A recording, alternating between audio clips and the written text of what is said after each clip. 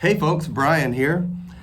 Shelly and I got engaged in 1990, and we're looking at the calendar trying to pick out a wedding date, and she says, how about July 14th?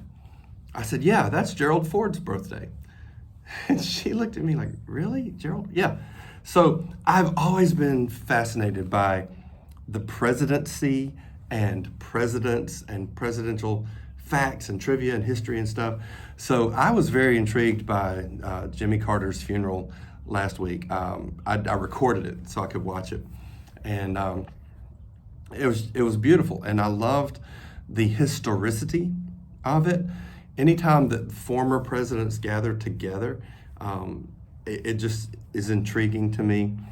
Jimmy Carter is funny because honestly, you have to be at least 50 years old to even remember him as president. But I do. And in 1977, shortly after his inauguration, I was in 6th grade, and we had to do a book report and then present it as that person. So I did Jimmy Carter because he was the president, and I was fascinated, So I get up in front of the class with I had a sweater like Mr. Rogers kind of looking, and I was eating peanuts while I'm giving my report, because I felt like I was getting away with something, getting to eat in class. And I'm, eating, hi, I'm Jimmy Carter, peanuts. I was born in 1924 in Plains, Georgia, and eating peanuts the whole time. So anyway, so to sum up Jimmy Carter, really bad president, really good former president, really good man. I think that's how everything I saw this weekend just kind of summed it up that way.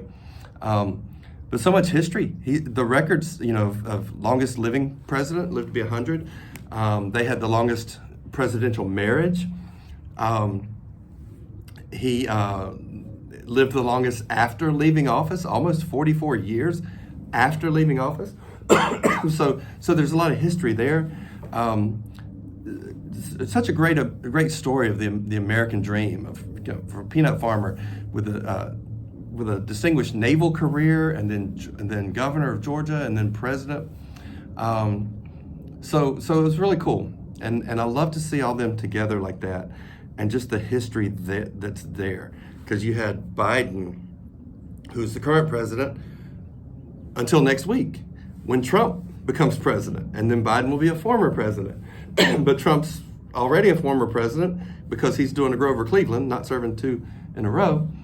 And so Biden's there, and then Harris, who just presided over the certification of her own election loss, the third sitting vice president to do that after Nixon and Gore. And then the row of former presidents. There's the Clintons, who a president, and then his wife who ran for president, first female major party nominee as president. And then the Bushes, whose father was also president, the only one besides John Quincy Adams, whose father had served. And Bush is just I always liked him. He's such a casual kind of guy, and just, he's like, yeah, this is cool. I'm here. I didn't have anything else to do. I just paint and go to baseball games. So that's cool. And then Obama sitting there chatting it up with Trump. I would love to know what they talked about. I have some ideas, but I'm not going to speculate. And then, like I said, Trump, who next week will be president again. And then the vice presidents behind that. There's Quayle, who I believe was the most unfairly treated vice president, probably. And then Gore, who he was working the crowd and like shaking hands, and like I think he just was glad to be remembered. Like, hey, remember me?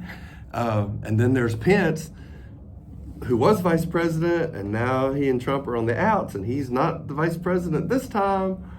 And just that, and then Gore sitting there behind Clinton, who he served with, and Bush, who he lost to, and just the whole intermingling of that, and the way the history is just so tied together in that little group. It was fascinating.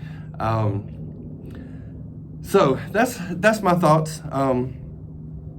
I think it's just very interesting to me. I will tell you one other story. Last thing, when I was subbing in a fourth grade class a few years ago, and it happened to be President's Day, so they had a worksheet that had some presidential facts on it, like Abe Lincoln was the tallest, and George Washington was the first, and things like that. So I added some that I knew that weren't on there. I said William Howard Taft, who was the heaviest president. I said he was 300 pounds. And this little girl raised her hand. Mr. Mitchell, if he was 300 pounds, how did he get through the door? I looked at that girl. I said, did you see me come through that door? She said, yeah. I said, well, I weigh 300 pounds. So there. And all those kids like, ooh, you in trouble? But anyway, I've rambled long enough. Thanks for watching. As always, stay salty, my friends.